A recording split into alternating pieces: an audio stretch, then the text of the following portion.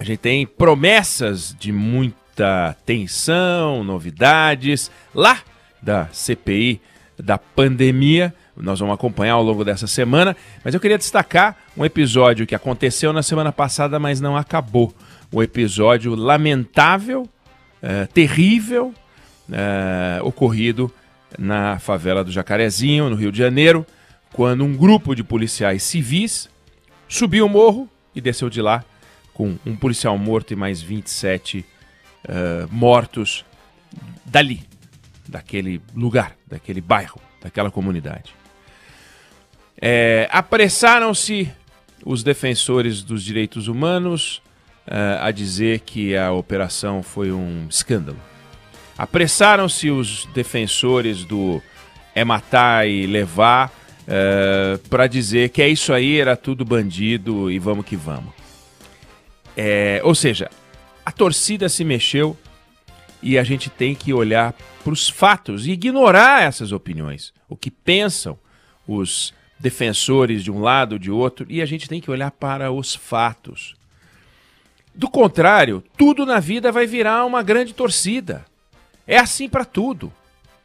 O Brasil não compra vacina, aí a gente aponta objetivamente algo, vem a torcida do Bolsonaro para dizer que bom era no tempo do Lula, não dava para comprar vacina. Ou então você pega e fala, olha, o presidente está fazendo uma coisa bacana porque está terminando as obras paradas. Mas não está gastando de nada, ele gasta 10 milhões de reais e diz que inaugurou uma obra de 700. É tudo na torcida, tudo na paixão. Paixão é bacana, mas não para isso. Então a gente tem que olhar para os fatos. E no episódio lamentável, porque ele é lamentável, admire alguém o que aconteceu ali, lamente alguém o que aconteceu ali, é lamentável. A gente precisa olhar para os fatos. E o fato indiscutível é o seguinte: nós temos um sistema de polícia no Brasil que é a que mais mata, que é a que mais morre. Se você tem um sistema de polícia cuja maior característica é deixar um número elevado de policiais mortos no topo do ranking mundial e um número elevado de pessoas que em confronto com a polícia morrem no topo da cadeia mundial, tá errado. Você tem que estar no topo da cadeia mundial de produção de PIB.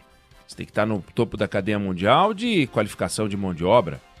Agora, de duas uma. Ou a gente tem a nação mais violenta do mundo, por um motivo muito descritível, e todo mundo pode descrever e falar, não, realmente esses são os 10 motivos, ou então a gente está num modelo fracassado. E tudo indica que o nosso modelo está fracassado. Não é possível. Vejam só.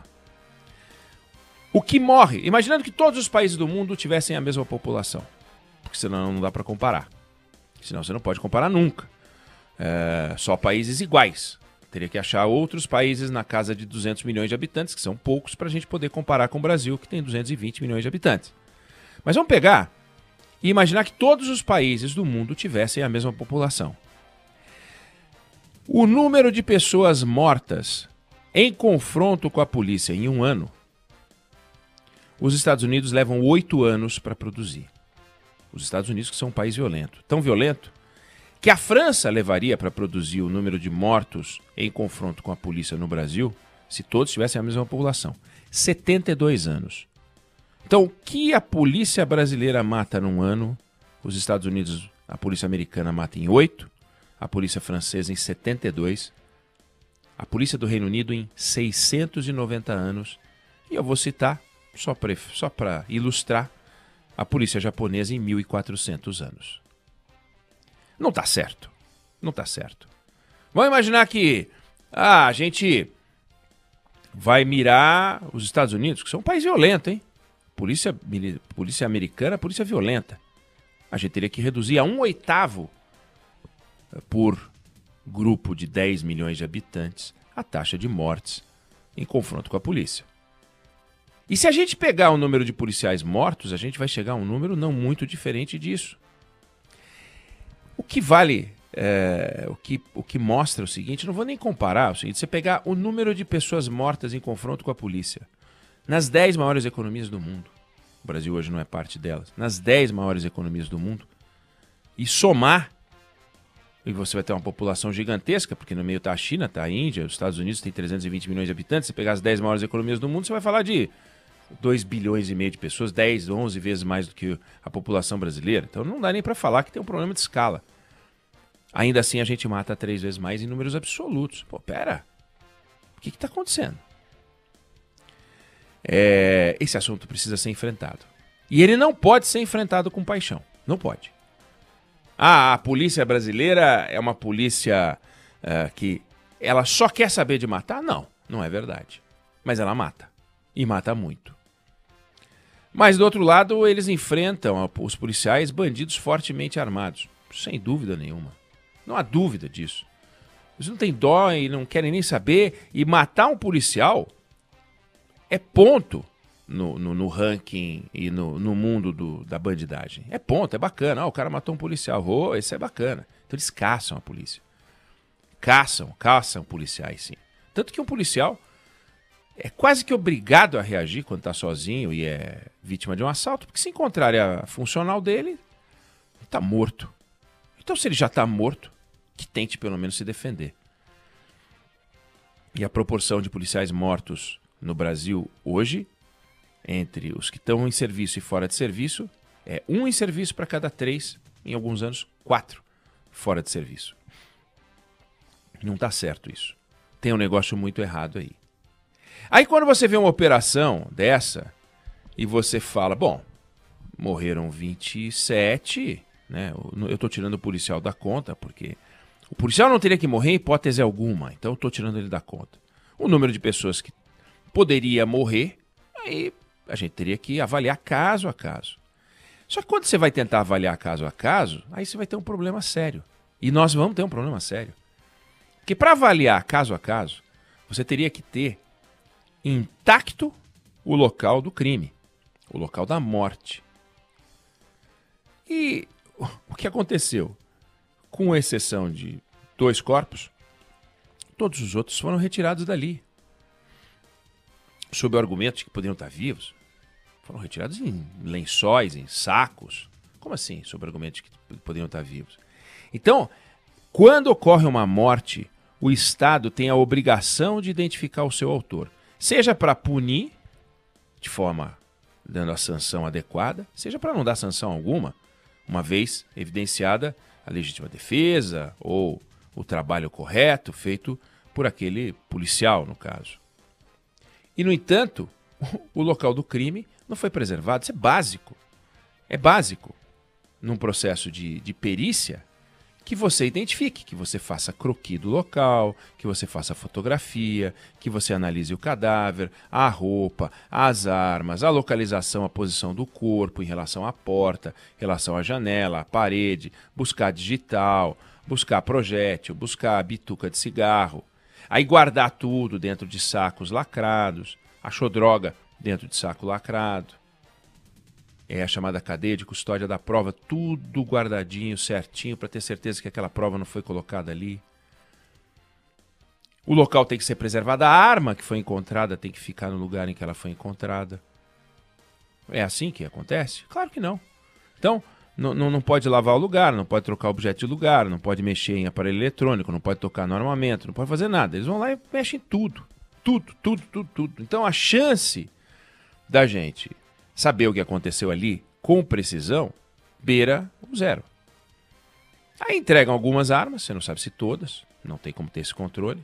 Não sabe, portanto, se a perícia vai ser feita de forma adequada. Resultado, a chance da gente ter uma investigação independente até ela pode ser, mas criteriosa vai ser muito difícil.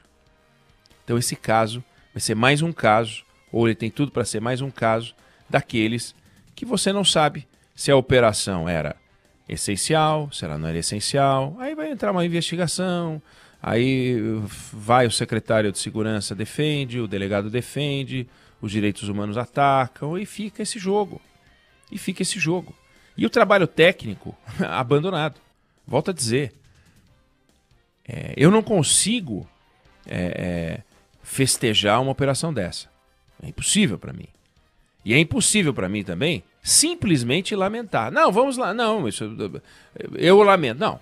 O episódio em si é lamentável pelo que está acontecendo.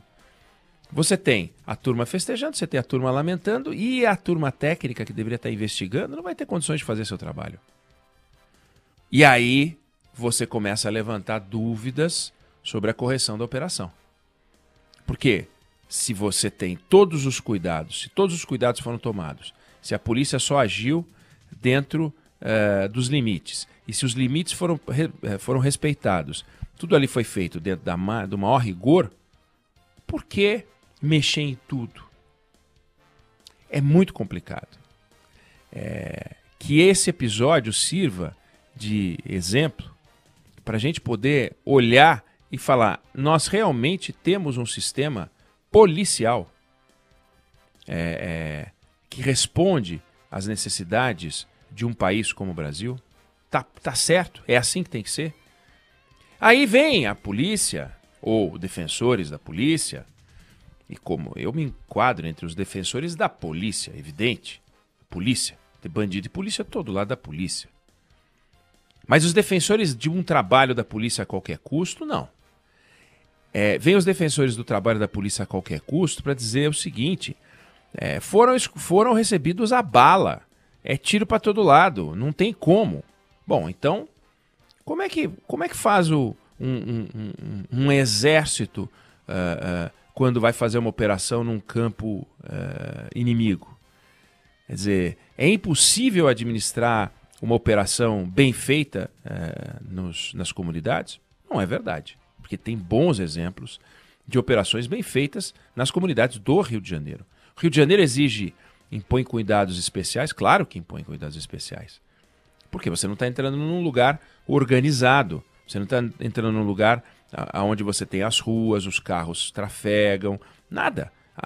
Ali o crime organizado manda, fecha a rua, constrói obstáculos, trilhos, etc. e tal, para a autoridade policial não entrar. Agora, os números são acachapantes. 1 ano de morte provocado pela polícia, os Estados Unidos levam 8 para fazer.